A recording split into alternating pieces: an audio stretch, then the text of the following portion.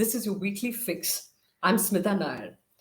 The Delhi-NCR region is facing a public health emergency as the air quality plummets to severe. Now, there are six air quality index categories: good, satisfactory, moderately polluted, poor, very poor, and severe. The range for severe is 401 to 500. In many places, the air quality is beyond the index level of severe, that is beyond 500. Pollution is, of course, at an unhealthy level all year round in Delhi, but it spikes in October and November. What is the response to combat air pollution over the years given us? Is it the lack of big ideas or the failure of local enforcement that keeps our national capital dangerously polluted? Are there lessons that Delhi can learn from the once dangerously polluted cities like Beijing? Let's ask Anumita Roychowdhury. She's the Executive Director, Research and Advocacy, Center for Science and Environment. Thank you so much for making the time for speaking to us here at Scroll. Great to be here. Right. To begin with, Ms. Roychowdhury, what is the primary reason for why Delhi's air quality plummets so badly in the winter? The reasons are now pretty well known because this used to mystify a lot of people earlier, but now science is very clear on that. So, what essentially happens is during winter, you have very calm conditions. You don't have much wind in the city, and the height till which the wind rises up to disperse, that technically they call it mixing height, that gets lowered.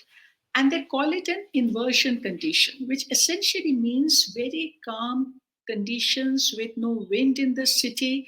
Air gets trapped in the city, and as a result of that, when nature loses its natural ventilation ability, the air gets trapped. And along with that, whatever pollution is taking place inside the city also gets trapped. And that's the reason why we see this sudden spiraling of pollution when the winter sets in. But keep in mind that it is just not a Delhi phenomenon because this winter inversion that is happening across northern India. So if you really look at the satellite map of India, you will see that this pollution trapping is happening across the Indo-Gangetic plain. And this region is particularly vulnerable because it's landlocked area. We don't have sea and ocean around us. And as a result, the trapping is much higher in northern India than you will see in southern or western India. And Delhi is part of that. And the double whammy for Delhi is that there is this meteorological adversity that it has to experience. But on top of that, Delhi and the larger NCR region also has very high level of pollution overall. Right. As you said, the science today is a lot better than it was a decade ago. And we are perhaps armed with so much better data and analysis, some of which is provided by the Center for Science and Environment. Broadly, Ms. Roy can you apportion the percentage of contribution of various pollutants in the Delhi NCR region, and particularly in these sort of early winter months? Can you tell us what they are? You're absolutely right. Because I remember when we had started working on air pollution more than 2 decades ago, science was so weak that it was so easy for everyone to just dismiss the problem of pollution as dust coming from Rajasthan. Now, compared to that, today we certainly have got much better science with us. And it's good to know that in Delhi, we now have at least three major studies, which they call the emission inventory and source apportionment studies. In very simple terms, what it essentially means that you look at all the pollution sources. So one estimate you do that you calculate the total load of pollution coming in terms of tonnage from different sources and see how much different sources are contributing. And the other one is you look at the concentration of the pollution in the air and do fingerprinting to understand how pollution sources are contributing to the overall ambient concentration. Now, when you look at it from that perspective, what you find that some of the major sources of pollution in the city and the region, of course, are there the combustion sources, which means vehicles, industry, power plant, waste burning, even crematorium. So anything that you burn, okay, in the city, that's part of the old combustion sources. And the other are the dust sources. So you have road dust, construction dust, and also wind-blown dust. So when you look at the ranking of it, what it's showing that overall, what we find that the impact of the dust, overall dust, can be quite high in this region. I mean, it's a dusty bowl, and therefore the dust impacts are quite high. But there is a seasonality in that. The impact of dust is higher during summer when you have high winds, but during it can even go up to 30%. But during winter, it is down to 15%, which means during winter, the combustion sources, your vehicles, industry, waste burning, these become more prominent. And that's what we really need to keep in mind. And yet another thing is because you will see that today when the pollution control efforts are on, the focus is a lot on dust. You know, you're sprinkling water, there are smoke guns, but somehow the combustion sources, which are actually the major contributors, we really don't hear a lot about them. But then what is very important to understand today, scientists are also telling us that this is not just about these tiny particles about which we are so worried when you say particulate pollution, but there are also gases in the air. And the gases, when they come out in the air, they also go further atmospheric changes to become particles. So that makes your combustion sources even more problematic. So, from that perspective, dust, yes. But if you look at the combustion sources, then today, if you rank them based on the data we have, then vehicles top the combustion sources, followed by industry and the burning that happens. So that's the overall profile of what is polluting. And one source that we are also very worried about that is linked to the energy poverty, that is the households that are still using solid fuel to do their cooking. So you have two things. One is the rich and the affluence contributing to the vehicular pollution, and then Right. the energy poverty that we have to address. Right. The only time we see public discourse and serious engagement with the issue of pollution in Delhi NCR is in these early winter months. And understandably, perhaps, the focus is almost entirely on stubble burning in Punjab and Haryana and some parts of Uttar Pradesh. I want to discuss the other continuous sources of pollution in a short bit, but can we for a moment talk about stubble burning? And I want to take a minute to recap for our viewers why this has been an issue over the last decade. This is the sort of story of stubble burning in a nutshell. Rice, as you know, is a water intensive crop, and Punjab and Haryana are arid to semi arid regions. Now, when paddy sowing was undertaken in the pre monsoon months, the water requirement was very high, which meant there was rapid groundwater depletion. So, in 2009, the Punjab government brought a law that disallowed the sowing of paddy before the 10th of June. The Haryana government also followed suit. What this essentially meant was that the harvesting of the paddy was also pushed back, leaving the farmers with just a fortnight to prepare the fields for sowing wheat, which was the next crop. Now, since the harvesting of paddy left stubble or longish stalks, the easiest and cost effective way to get rid of them was to burn the stubble. My question, Ms. Roychowdhury, to you is specifically on stubble burning. Last year, we saw the Supreme Court say that, there's such a hue and cry every October, November, but stubble burning contributes to, at that point, they had said 10% of pollution. Even so, it has to be dealt with. What can you tell us about the action plan on stubble burning, and why has it failed if it indeed has? It's a very difficult challenge. And you're absolutely right. And it is an episodic problem. It's not a continuous problem. This happens only during the harvest time. And but when it happens, it certainly contributes huge to the overall regional pollution. But how much it's going to affect Delhi's air quality will also depend on the direction of the wind and the speed of the transport wind. And that's why you see very high variability. So it can actually vary between 3 to 4% a day to it can go even up to as high as 30%. But only during that period. But on an average, yes, 10%, and even less than 10%. Now the question is that yes, for the last few years, with the intervention of Supreme Court and then the NGT, a lot of directives have come, and the government has also come up with several schemes now to deal with it. So if you look at the measures that are being implemented, that can be we can classify them in two buckets. One is the in situ, that what can you do in the field itself.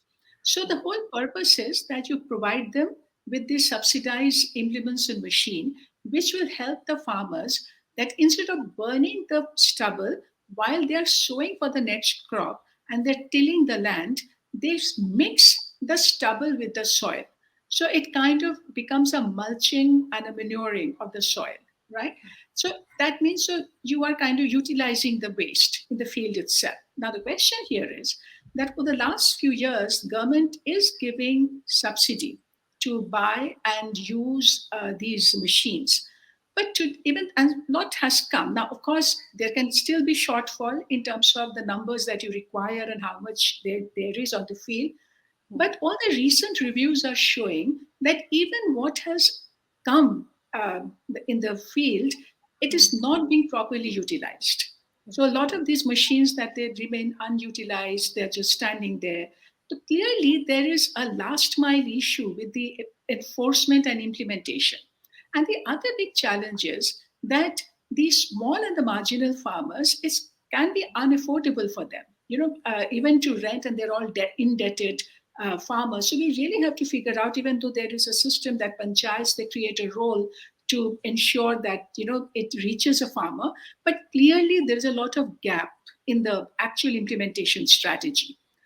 So while that needs to be fixed, at the same time, we also know that there's an excitement about that other, which is the ex situ measure, that which is that can we utilize that straw for other business models.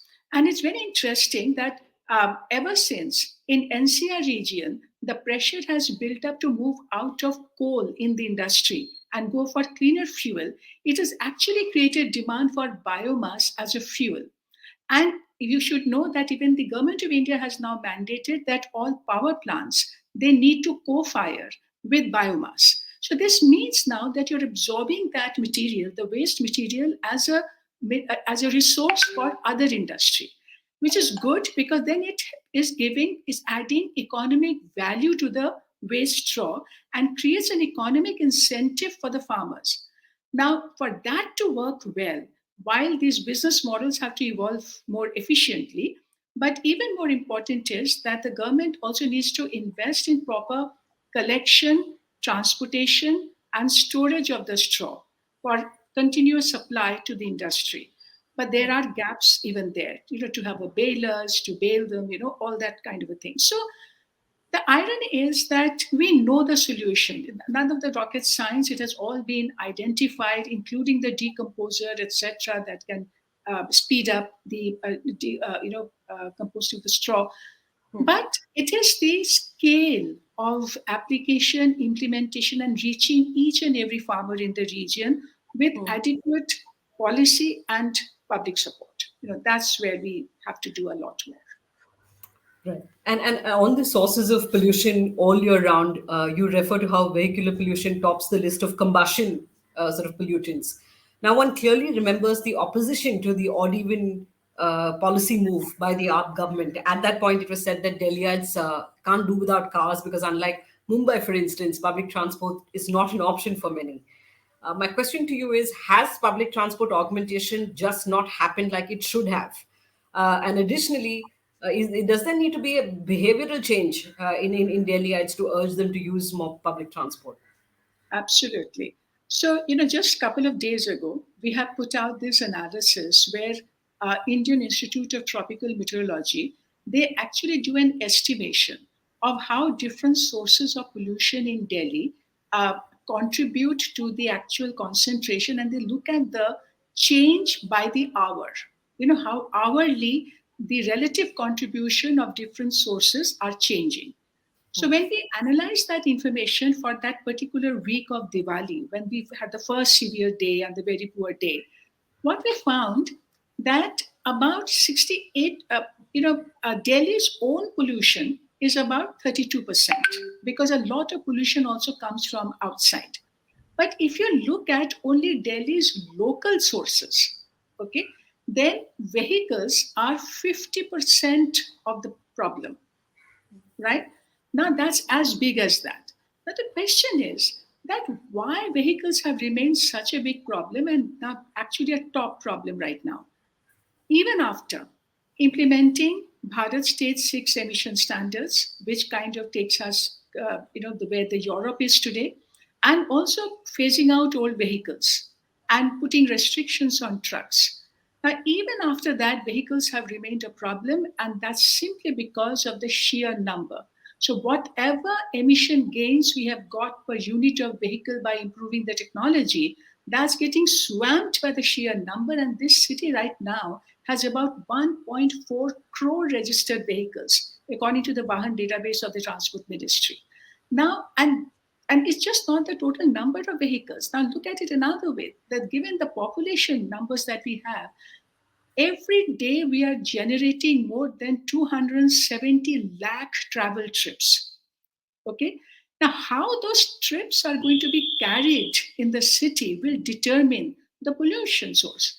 Now, that's the biggest gap in our action today because where we have failed is to scale up public transport adequately.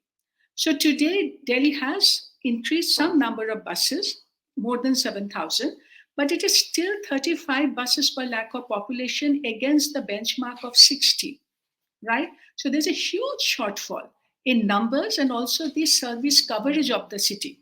That where you get very efficient bus system, right? And then the metro and the bus needs to be properly integrated so that if you and I are traveling, we want to do this in a very seamless journey, right? We need to be enabled with proper last mile connectivity. And more important is the restraint that today you and I, we cry about the pollution, but if the government says pay higher parking charges, then we refuse to do that, or even odd and even for that matter. Now, that's where to come to your specific thing. It has really turned out to be the most difficult challenge to be able to see this behavior change. Of course, behavior change doesn't happen only for for idealism. It happens also when you are enabled, but it also happens when you are pricing things properly. So if there's so much of hidden subsidy for us to use our car, so free parking, barely any tax on our car for usage. So obviously we find it the most convenient. But the moment you change it around with congestion tax, emission tax, parking charges, all of us will rush towards the metro. That's the thing. And that's why the irony today again is that hell breaks loose when you say odd and even as an emergency action. But nobody bats an eye when you stop the trucks, construction, and the workers are left stranded, right? So that's fine, but don't touch my car. So we have to get out of that syndrome now.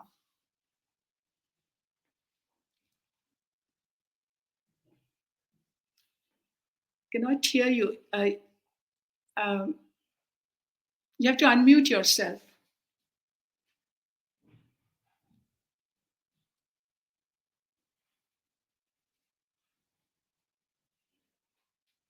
Apologies. The other question, Ms. Roychowdhury, has also been about, this. I was looking through what Delhi has done over the years, and the sense one got was that the last big sort of radical, if I may, change that came about was, I think, early Sheila Dikshit years, late 1990s, when almost overnight there was a transformation when CNG was introduced and we reached BS4 levels. Is it fair to say that that was the last big sort of transformational idea, and that we haven't quite seen anything since that could be a game changer that could move the graph like that did? I mean, let's give it to them as well, because yes, you're very right. The first transformational action was CNG. I mean, to be able to do CNG at a scale that it was done, that entire public transport and local commercial transport to move out of diesel and move to CNG. I mean, that's something that no other city has ever done that before. So certainly yes, and that was also a leapfrog strategy because CNG came at a time when the emission standards for petrol and diesel were very weak. So just by changing the fuel, we could do a leapfrog to a much cleaner emissions. Subsequently, we have also seen other changes. So which is that Delhi today is one city that has shut down all its coal power plants. So originally, Delhi had 4 coal power plants. So now all of them are gone and they are shut. The other big decision that's been taken in Delhi is the approved fuel list, which has banned use of all dirty fuels, including coal. So you cannot use coal, furnace oil, pet coke that are otherwise normally used in the industrial sector. So that was one very big decision taken, and this the dirty fuels are out. And even for that, lot of advocacy had to be done, but that has happened. The other important decision that has been taken in Delhi is the restricting the entry of trucks. I mean, this for the first time, Delhi has actually applied a polluter pay principle, where a truck that enters Delhi on a daily basis has to pay an environment compensation charge, and also by making the bypasses, a lot of truck traffic could be diverted and taken away from the city. And also the fact that the that hasn't made much of a dent though, but that the big diesel cars, when you're purchasing them, even for that you have to pay pollution charge. And the other big change that has happened is that in the industrial sector, it was in the legal industrial sector. Now, almost more than 95% of the fuel is now natural gas. So the legal industry in Delhi has moved out of coal and other dirty fuels. So now, because all these things, and that's where we really have to understand the main challenge. So it is not a story about that Delhi has not done anything to deal with the problem. Story is that all these things have happened, and these are not small measures, because no other city in India has done all of these together, right? So all these things have happened. After having done that, if you look at the annual trends in pollution in Delhi, the annual average levels, that level is not going up anymore. The annual levels are not going up anymore. In fact, there is a downward trend. So they have bent the curve. But that's where the crux is. So Delhi has improved its pollution levels. But even after improvement, it requires another 60% reduction to be able to meet the clean air standard. Now, just imagine if you have done CNG, shut down power plants, moved industry to natural gas, restricted truck. Even after that, you are still saying, I need another 60% reduction. So, therefore, imagine what more we have to do for that 60% cut. So, this action, therefore, the scale, stringency, and how deep that action has to be, and how hard and complex that action has to be, that's what people need to understand. So, this small tinkering that we do today, that we are going to sprinkle water here and put a smoke gun there, that's certainly not going to give us that big answer for 60% reduction. Right. My next question sort of becomes redundant because it was going to be that, the GRAP, the Graded Action Response Plan, the Graded Response Action Plan, I beg your pardon. Typically, it's more episodic in nature in the sense that when pollution goes above a certain level, certain measures need to kick in. That's the plan that was notified in 2017 and sort of been applicable since 2018. Uh, uh, just very briefly, then, I'll ask both my last two questions together here. One that is there a lack of uh, uh, sort of enough inputs that government agencies I remember reading this tweet recently by I can't quite remember who it is or some talking about where are all our scientists and engineers and the who would have contributed the next big idea to deal with what Delhi what has become an annual nightmare in Delhi. So is there is no lack of that. From what I understand from what you're saying, there is no lack of sort of scientific input or engineering input on what needs to be done. And the second thing is, are there lessons that we can learn from Beijing, for instance? One has been reading about it. It obviously took like 20 odd years for them to put in place a plan. But is there something that we can learn from cities like Beijing? So, this to answer your questions, let me pick few elements out of it. One, yes, grab is a temporary episodic action, Right. and it is taken only to ensure that if situation has only already turned bad, that you don't let it worsen further. Now, but it's temporary. But what we have seen that because of the grab measures, it sometimes induces more sustained action, especially by the industry, because the industry doesn't like being closed, shut down, Right. every year during winter. So they do make an effort, then some of them, to change from coal to other dirty fuels to natural gas wherever they can. So brick kilns then change their technology for the kiln. So some of those triggers happen, and So, but that's still temporary. But the larger question that is that in terms of are we looking for any another magic bullet, another very new innovative idea to emerge to fix the problem? Actually, the action now has to become very deeply sectoral. We know what the sources are.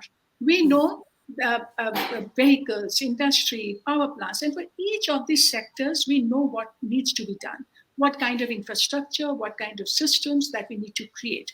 It's just that we are not doing it at a scale and speed that is needed. So, like just to give an example, if you take the waste burning in Delhi, if today we are able to segregate and collect only 50% of the waste generated, right, then obviously waste is going to get accumulated in the open for people to burn. So this is a simple solution is that you scale up your waste collection, recycling, and processing infrastructure so that 100% waste can be segregated, recycled, and processed, right? So each sector requires the other, and that's where the lesson from Beijing comes.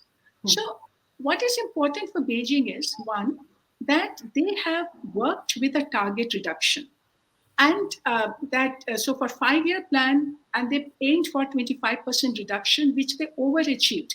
After the 5 years, it actually was nearly 40% reduction that they achieved. But the reason why they could do this was they just did not focus only on Beijing.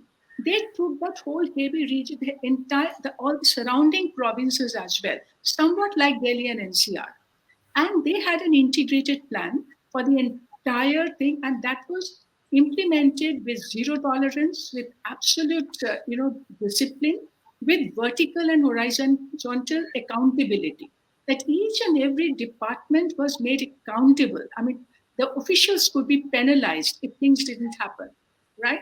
So it is, and the depth of the action, again, deeply multi-sector. For each sector, if you see the kind of planning that they have done, we are talking about vehicles here.